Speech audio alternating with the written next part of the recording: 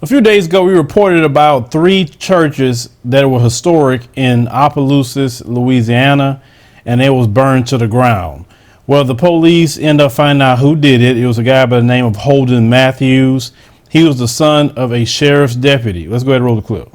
After another, they burned in southern Louisiana. Tonight, 21-year-old Holden Matthews is in custody, accused of setting 3 historically black churches on fire. This pulpit is over 100 years old. The 3 churches just a few miles apart went up in flames within 10 days. Investigators have not determined a motive, but are looking into hate or racial bias. When Matthews was developed as a suspect, we saw an immediate threat to public safety. We felt that other crimes were imminent. So they acted immediately, calling in the help of Roy Matthews, a local sheriff's deputy, and the suspect's father. Roy Matthews was one of my best friends. He was shocked and hurt, as any father would be. He knew nothing about his son's activity. The deputy helped lure his own son away from their home where police could safely arrest him. Authorities say Matthews had no criminal history and are looking into his social media posts about black metal, an extreme form of heavy metal music, for clues. It's heartbreaking. Pastor Gerald Toussaint preaches at Mount Pleasant Baptist. Still alive. It stood here for more than a century. What is done in the dark will come to the light. It was dark. So this particular guy is very interesting, the twist to this story, that he was the son of a sheriff's deputy. Now, the deputy didn't turn his son in, but he helped the police set his son up to be arrested, which was the good thing for him to do, the right thing for him to do, because you have an arsonist as a son, allegedly, well, until he's convicted.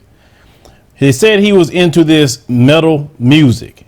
Now, if you listen to a lot of the lyrics that's in metal music, some of it is straight satanic and some of it is definitely racist in nature, the ones who promote that kind of metal music. Now, I'm not attacking people who like metal music or even produce that themselves. It's on the individual what kind of music you produce or what kind of music you listen to. But there's just one particular guy that was a neo-Nazi that was a metal music guy, and he had actually got convicted of arson and served 15 years in jail. And then after he served his time, he left the country and went to stay in France. But this guy used to follow him and his music. Now, I don't have anything to point that he was putting up a bunch of white supremacist posts or anything like that, at least not of yet. But the guy is arrested. They think it is racially motivated, but it's nothing that we could find just yet to point out the post or some writings he made, etc. I'm pretty sure that's going to eventually come out. But I'm glad they got this guy. But at the end of the day, it does not bring back the history that was lost in those churches. But if you follow the scriptures, you know that it's not about a church building. The scriptures taught that God would be in you, not in a building. So it should unify the community, as they stated before, that it's been unifying the people. You can have church underneath the tree if you want to. You don't have to sit there and have a building, because the history of these churches that's in our communities, which is great, but some of them are just repetition for our community, and we aren't doing anything, tangible that we could see throughout churches like we used to, because the church used to be the meeting place to strategize how we're going to get ourselves free. So this particular churches that was burned historically, we have to look at this as a new beginning, as something to start fresh and anew, because sometime in life things are destroyed and you're like, why this happened? I may lost, a job or a relationship. I may lose something, but every time you lose something, you always gain a lot more in the process.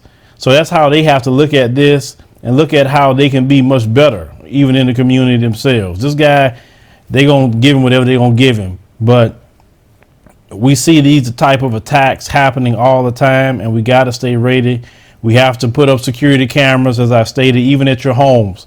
Put up security cameras with DVR capabilities, because that's going to help you more than what you think, dealing with some of these people running around in society. I actually recommend cameras at everyone's homes, because believe it or not, your camera at your home may help out another person that's dealing with some sort of issue or crime or may vindicate someone that's been lied on. So I believe if everyone has cameras, and just to not only protect their home, you got your Ring cameras, or your like Vivint is another one. You can set up cameras on the outside. I believe you should set up ones that's visible and ones that's not visible. You know what I'm saying? But we got to do that because cameras have caught so many people. Like this guy, a camera caught him walking out of the store with a gas can.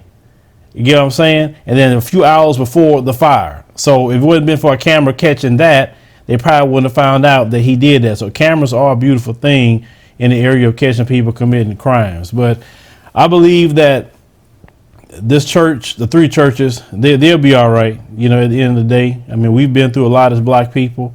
I mean, as long as you got your life, you can always start over. But leave me a comment, let us think about this particular story. I hate this happened to those churches. I really do. There's a lot of history there. But, as we move forward, as we see different things turning in this country, things are getting very troublesome. I mean, just on the horizon for what I see. But we got to unify and stick together more than before.